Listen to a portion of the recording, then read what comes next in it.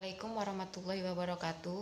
Baiklah, di sini saya sebagai pemateri 1 akan menjelaskan mengenai makna pendidikan dan prinsip-prinsip pendidikan. Makna pendidikan. Pendidikan adalah usaha sadar dan terencana untuk mewujudkan suasana belajar dan proses pembelajaran untuk peserta didik secara aktif mengembangkan potensinya.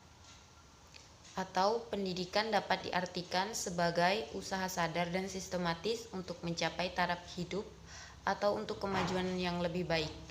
Secara sederhana, pengertian pendidikan adalah proses pembelajaran bagi peserta didik untuk dapat mengerti, paham, dan membuat manusia menjadi lebih kritis dalam berpikir. Secara etimologi, pengertian pendidikan adalah proses pengembangan kemampuan diri sendiri dan kekuatan individu.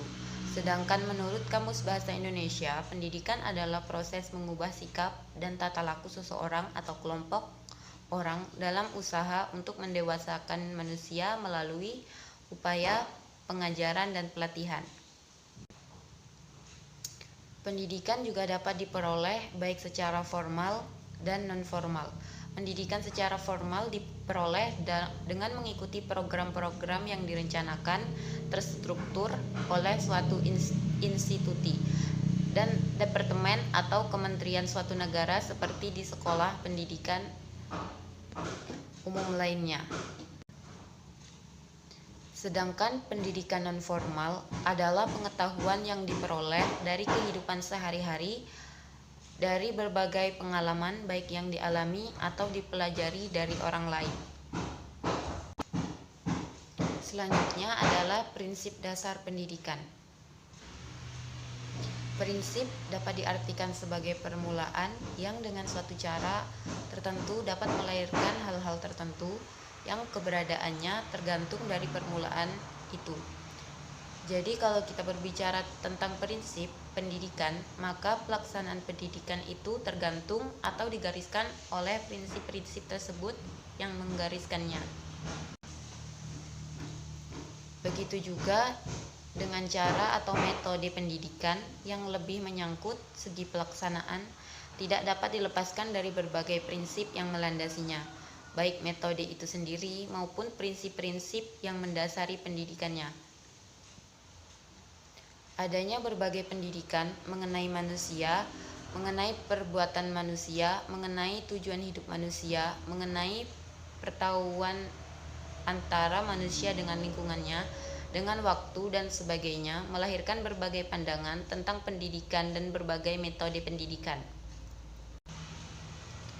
Baiklah, hanya itu yang dapat saya sampaikan mengenai makna pendidikan dan prinsip dasar pendidikan.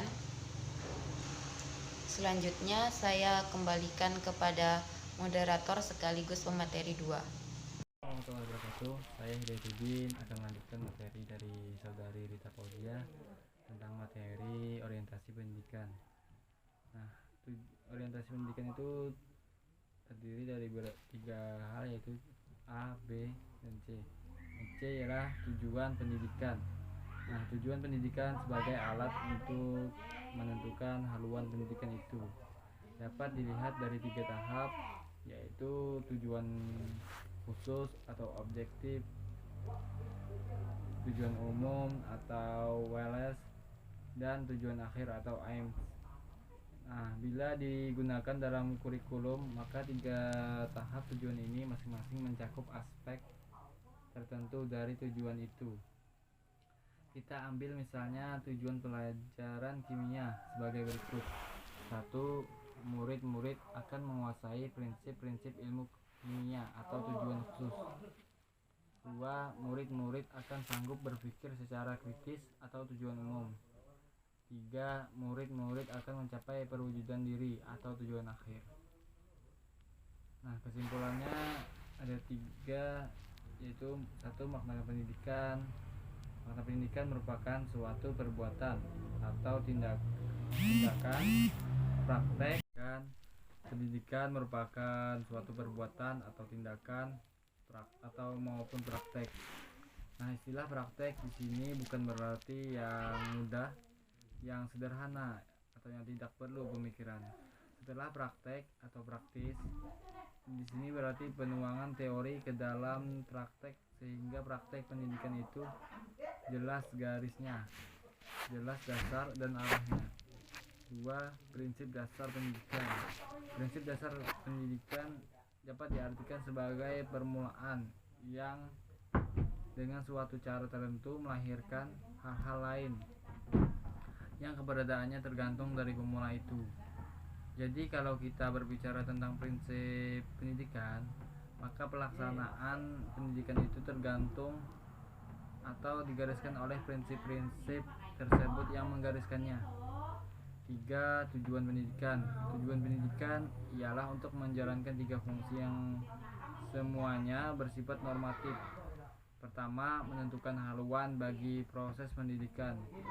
Nah, kedua, sekaligus dalam pelaksanaan penentuan yang dituju ialah memberikan rangsangan. Maksudnya jika haluan dan proses pendidikan itu dipandang bernilai dan ia diingini, maka tentulah akan mendorong pelajar mengeluarkan tenaga yang diperlukan. Akhirnya pendidikan itu mempunyai fungsi untuk menjadi kriteria dalam menilai proses pendidikan.